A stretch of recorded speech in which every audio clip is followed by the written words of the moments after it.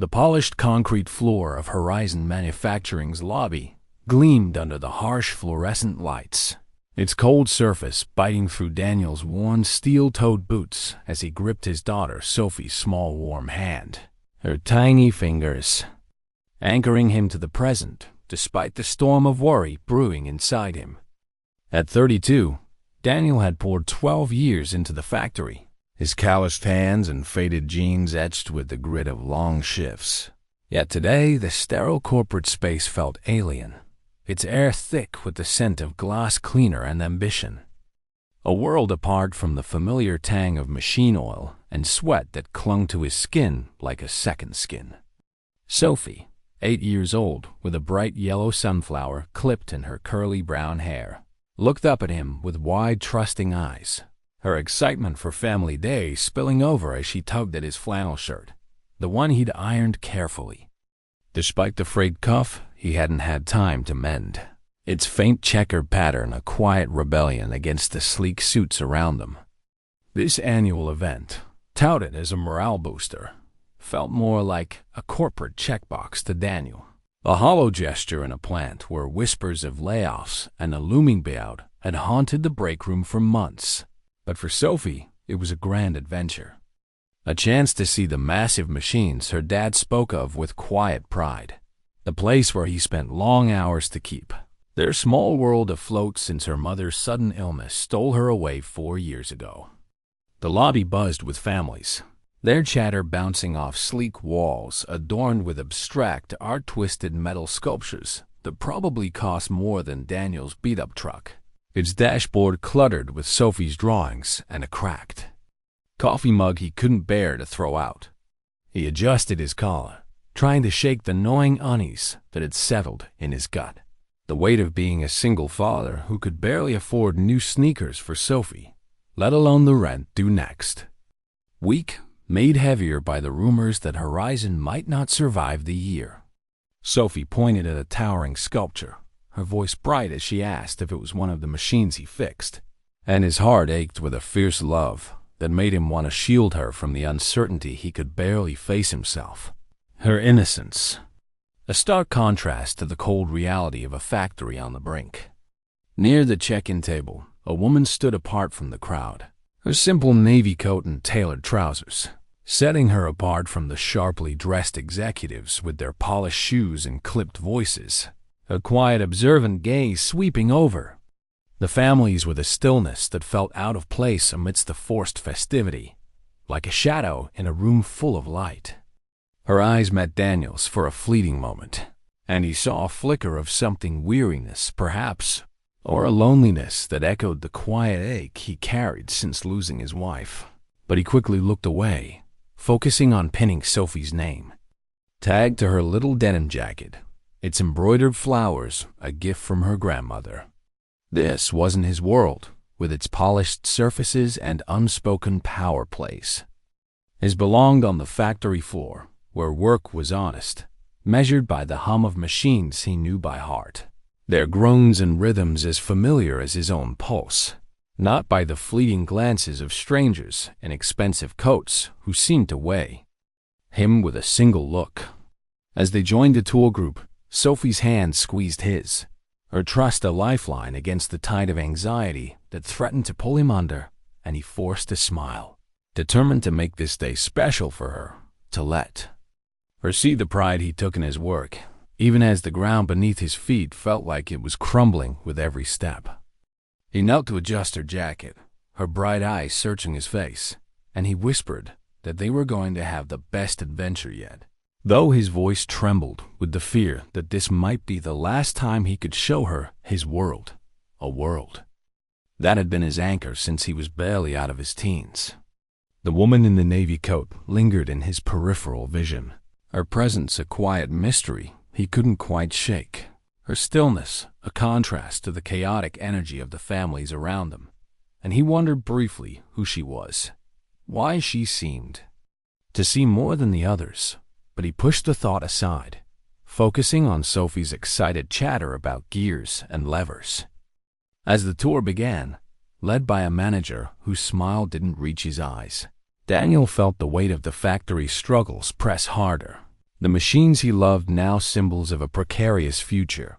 Yet Sophie's hand in his was a reminder of why he kept going, why he got up every morning despite the exhaustion, the grief, the fear of failing her.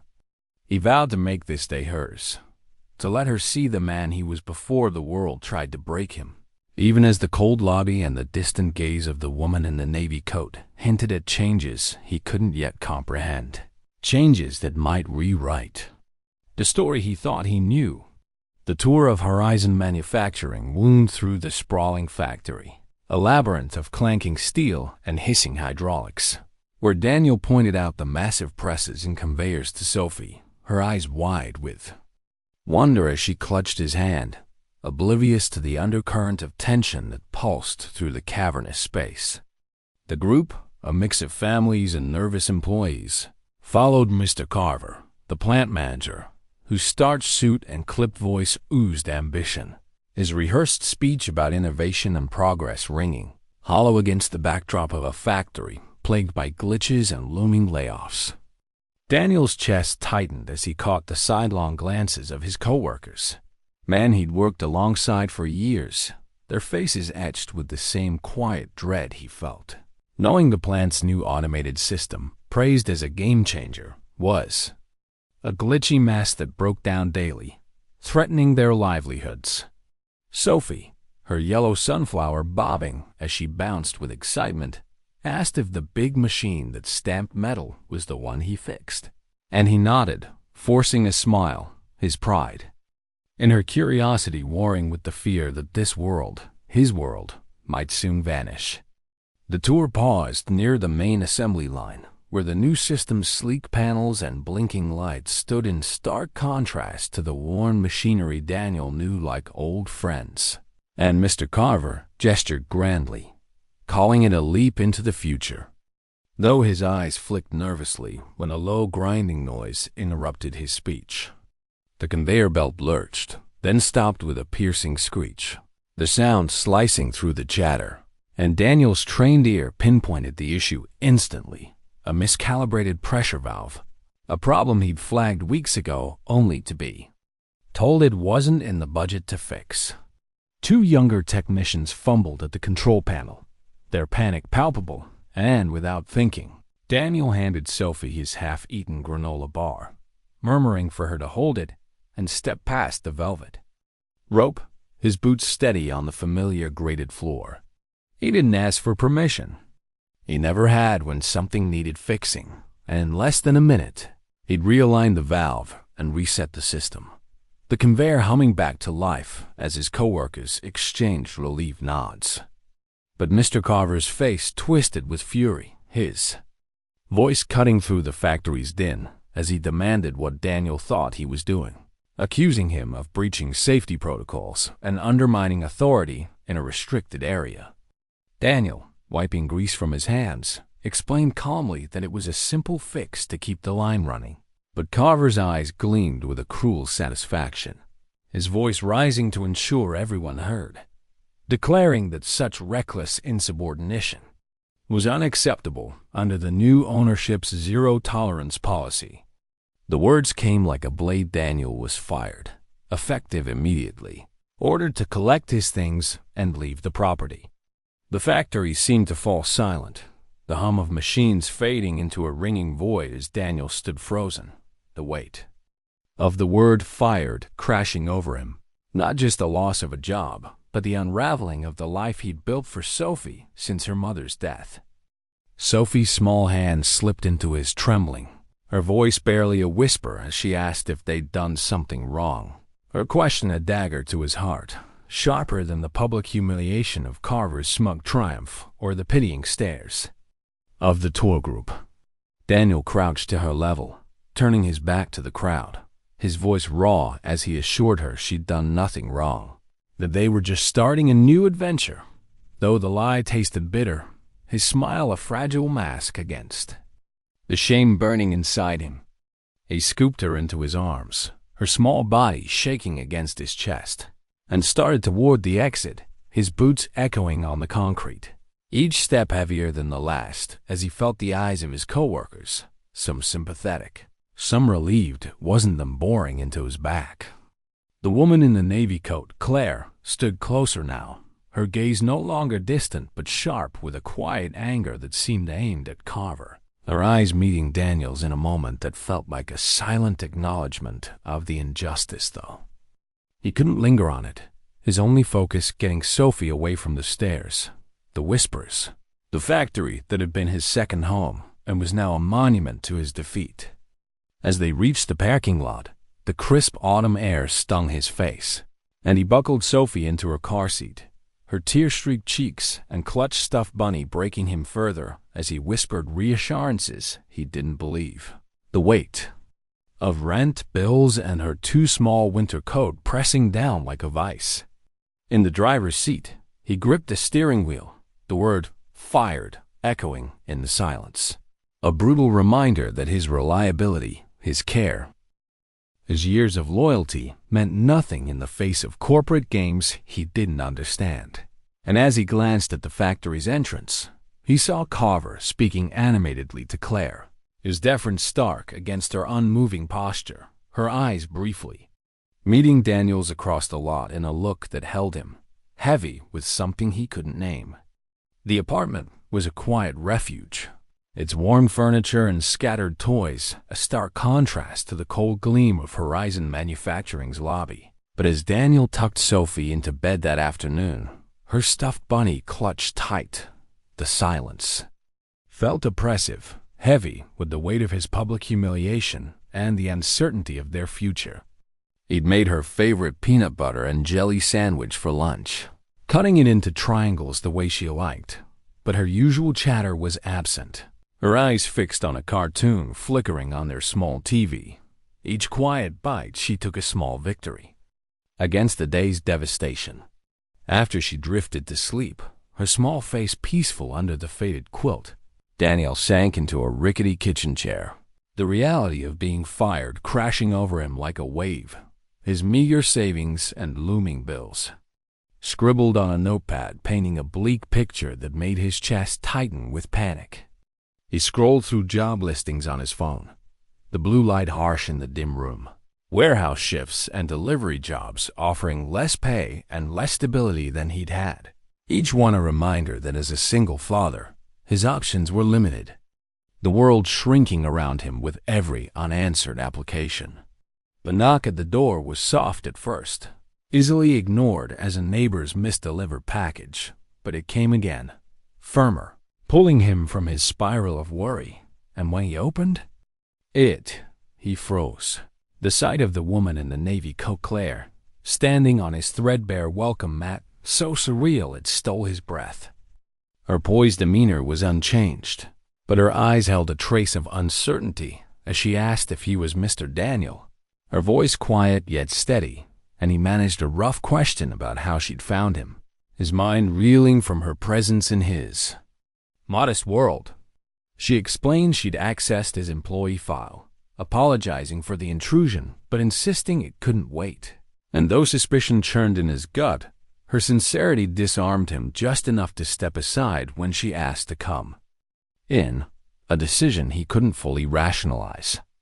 In the small living room, with its torn couch and Sophie's picture books stacked on a wobbly shelf, Claire stood out like a polished gem in a gravel pit. Yet she took in the space without judgment, her quiet observance familiar from the factory. She got straight to the point, declaring Mr. Carver's actions unprofessional and unwarranted, praising Daniel's quick thinking in fixing the machine as a display of skill and integrity that should have been rewarded, not punished. Daniel, leaning against the kitchen doorway, arms crossed, countered that firing was part of a manager's job, his voice thick with skepticism, but Claire's firm response that it wasn't done like that, not to someone like him, chipped at his defenses, her words echoing the validation he'd craved all day. She revealed she was an interested party in the company's transition, observing the plant for weeks and noting his dedication, from helping a rookie worker with a jam machine to staying late to tweak equipment, and she offered him his job back, not as a foreman, but as head of a new operational efficiency team, a role that would leverage his practical knowledge to fix the plant's systemic flaws. The offer hung in the air, a lifeline shimmering with possibility, but Daniel's pride, bruised by the day's events, made him wary, his question of why she'd choose him laced with distrust, fearing it was charity disguised as opportunity. Claire's small smile was fleeting as she insisted it was a strategic decision, not pity, her voice carrying a conviction that he was the plant's most competent asset, a man unafraid to get his hands dirty, and she needed someone she could trust to help save Horizon. Her words stirred a fragile hope in him, with the sting of humiliation and the mystery of her vague role consultant. She called herself, though it felt like more kept him guarded, his mind racing with questions about her true intentions.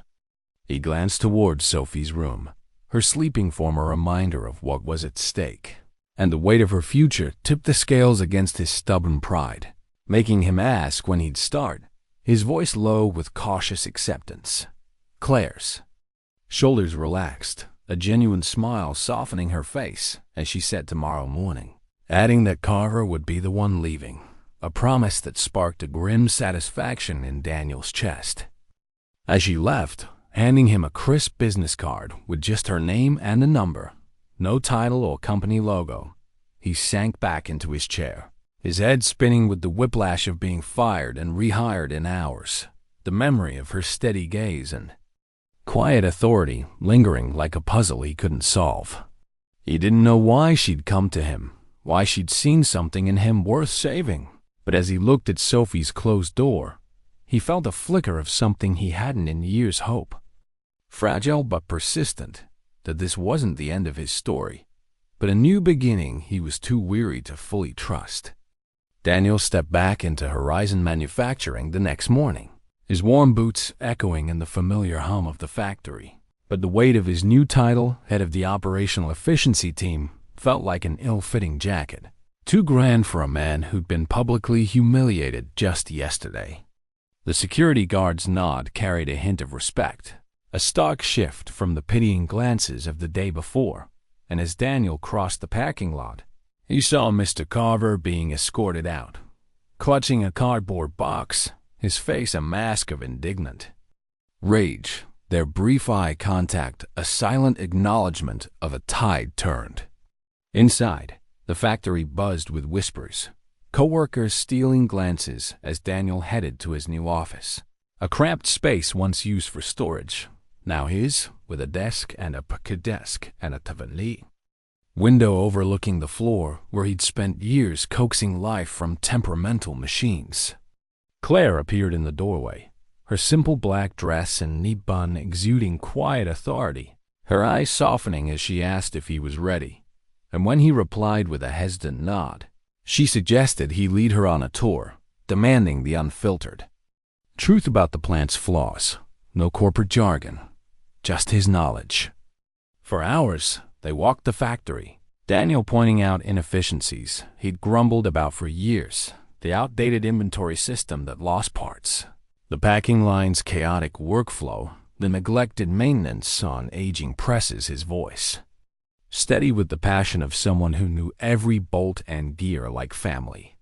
Claire listened intently, her silver tablet capturing his words, her sharp questions revealing a mind that missed nothing. From the duct tape repairs to the weary resignation in workers' eyes, her presence a steady anchor that made Daniel feel seen in a way he hadn't since his wife's laughter filled their home. Their partnership grew over shared lunches in the noisy cafeteria, where Claire sipped black coffee and laughed at his stories about Sophie's latest school projects, her guarded demeanor softening as she shared vague tales of other companies she'd helped, hinting at a life shaped by loss but never elaborating. Sophie met Claire one afternoon when Daniel brought her to the plant after school, her small hand tugging Claire's sleeve to show her a drawing of a machine. And later, in the car, Sophie's quiet observation that Claire seemed sad even when she smiled hit Daniel like a revelation, echoing the loneliness he'd glimpsed in her eyes that first day. The company gala loomed, a mandatory event for department heads that filled Daniel with dread. his closet offering only a slightly tight button-down and a borrowed tie.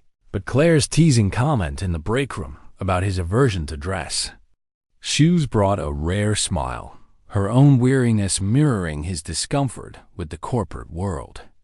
At the gala, held in a glittering downtown ballroom thick with the scent of champagne and ambition, Daniel felt like a fish out of water, his ill-fitting shirt a stark contrast to the tuxedos and gowns swirling around him until he saw Claire. In a deep sapphire dress, her elegance effortless, yet her eyes empty as she navigated a crowd of executives vying for her attention. Their gazes met across the room, her polite smile faltering into one of genuine relief. And she crossed to him, her presence cutting through his unease like a beacon. Her words about hating these events as much as he did forging a quiet bond. On the terrace, under a sky glittering with city lights, they stood side by side, the cool air a reprieve from the stuffy ballroom, and Claire's admission that her polished exterior was just armor, a role she played, cracked open a vulnerability. That made Daniel's heart lurch. He offered a clumsy compliment about her belonging in this world, but she countered that he was the authentic one, her eyes intense as she confessed to retreating when people got too close, a rare glimpse into the walls she'd built around herself. The moment stretched, charged with unspoken longing, and when Daniel suggested they return inside, their hands brushed, the contact electric, leading to a tentative kiss under the stars, soft and full of questions neither was ready to answer. Back in the ballroom, they stayed close, an island in the sea of chatter, Claire introducing him not as a subordinate but as a respected colleague, her words boosting his confidence as he spoke plainly about their plans for the plant, realizing he wasn't an imposter but a man with something real to offer. As the night ended, Claire offered him a ride in her sleek town car, and in the plush silence, the kiss lingered between them, a promise of something deeper. Though Daniel's heart wrestled with the vast difference in their worlds, her polished life, against his paycheck-to-paycheck struggle.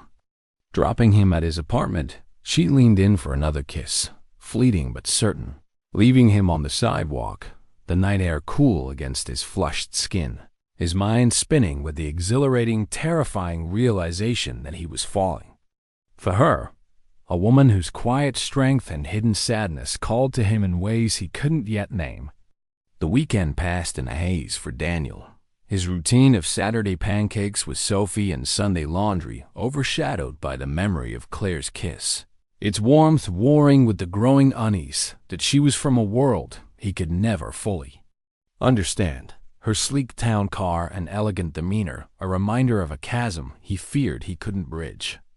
He went through the motions, tossing a ball with Sophie at the park, her laughter a fleeting balm to his restless thoughts. But his mind kept replaying their terrace conversation, her vulnerability, and the way her eyes had softened when she called him authentic, a word that felt like both a gift and a challenge.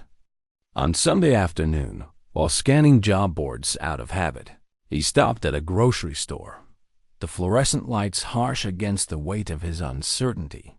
And there, tucked between tabloids at the checkout, a glossy business magazine caught his eye, its cover featuring Claire's poised figure, her navy coat unmistakable, with a headline that hit like a punch. Claire Ellison, billionaire heiress, revives family empire at Horizon Manufacturing. His hands trembled as he grabbed the magazine, flipping through pages that detailed her family's vast wealth. A global network of industries with Horizon as a struggling cog, describing her as a reclusive genius who'd taken the reins after her father's illness, a ruthless negotiator who moved in shadows, her wealth and power a universe apart from Daniel's life of scraped-together rent and second-hand clothes for Sophie. The revelation burned, not just because she'd hidden her identity as the plant's new owner, but because every moment they'd shared the lunches, the gala, the kiss now felt tainted, like a calculated move in a game where he was just a pawn. A hard-working single dad she'd chosen to fix to prove her compassion. At home, the magazine lay open on the coffee table, Claire's face staring up like a silent accusation, and Daniel's anger grew. A bitter knot in his throat as he replayed her careful omissions, her vague talk of being a consultant, wondering if her interest in him was just pity dressed up as respect. Sleep eluded him that night, the dark apartment closing in as he sat in the living room, the weight of betrayal heavier than the humiliation of being fired, his trust in her crumbling, like the factory's old machinery under Carver's neglect. Monday morning, he arrived at Horizon before dawn, the factory's quiet hum stark contrast to the storm in his chest, and he marched to Claire's corner office, its large windows overlooking the floor where he'd been humiliated, the magazine clutched in his hand like evidence. She was already there, a cup of coffee on her desk, her smile fading as she saw his expression, the magazine hitting the mahogany surface with a thud as he spat out the words, "Billionaire heiress, you left that part out." Claire's face paled, her composure shattering to reveal raw vulnerability, her voice a whisper as she tried to explain, admitting she'd hidden her identity because people changed when they knew, seeing only her wealth, not her, and with Daniel, she'd felt truly seen for the first time. But his hurt was too deep, his voice sharp as he accused her of playing him, of seeing him as a charity case, a project to bolster her image, each accusation a blade that made her flinch, tears welling in her eyes as she insisted she'd respected him, cared for him, not as an asset, but as a man of integrity. Daniel's anger drowned out her words, the sting of betrayal too raw to hear her desperation, and he declared he couldn't work for her, couldn't be her employee or her project, his voice cold as he quit, turning his back on her broken plea, her sob echoing as he walked out past the machines he'd once loved, their hum now a mocking reminder of his foolishness. The days that followed were a gray blur, the apartment suffocating as Daniel sank back into the grind of job searches, sending resumes into the void, each rejection a reminder of the opportunity he'd thrown away, his pride a cold comfort against the dwindling food in the pantry and Sophie's quiet confusion at his short temper. He missed the factory's rhythm, the camaraderie of his co-workers, but most of all, he missed Claire, her quiet strength, her sharp mind, the way she'd made him feel like he mattered, a realization that gnawed at him with a grief he couldn't name. One evening, as he stared at unpaid bills, Sophie sat beside him, coloring silently, her small voice breaking the quiet to say she missed Claire. Her simple question, why he'd left because she was rich, cutting through his defenses like a knife. Her words, echoing his late wife's wisdom about judging people by their actions, not their possessions, forced him to see what he'd ignored.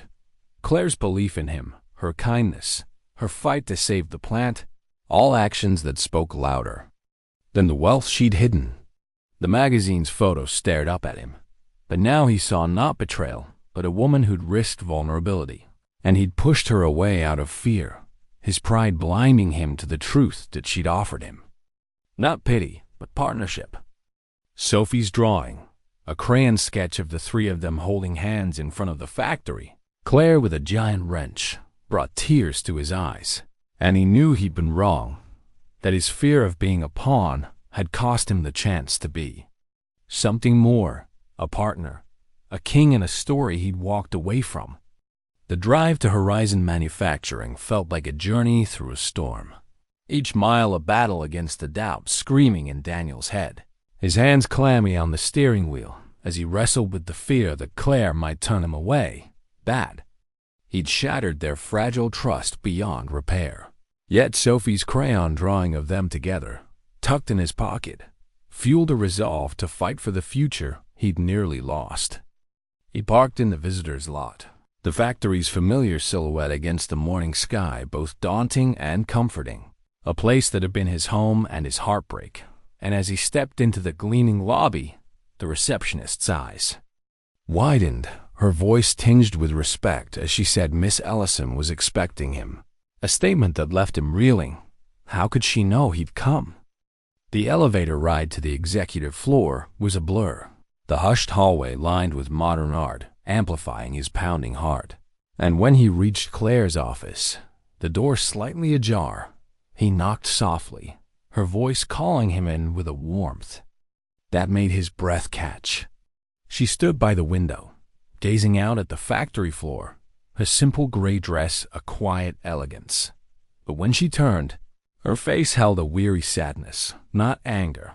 Her eyes searching his as she whispered his name. The case held a weary sadness, not anger. Her eyes searching his as she whispered his name. Sound heavy with unspoken hope.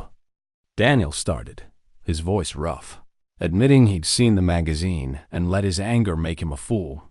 But before he could continue, Claire stepped closer, her own confession tumbling out that she'd been a coward, hiding her identity out of fear that he'd see only her wealth, not her heart.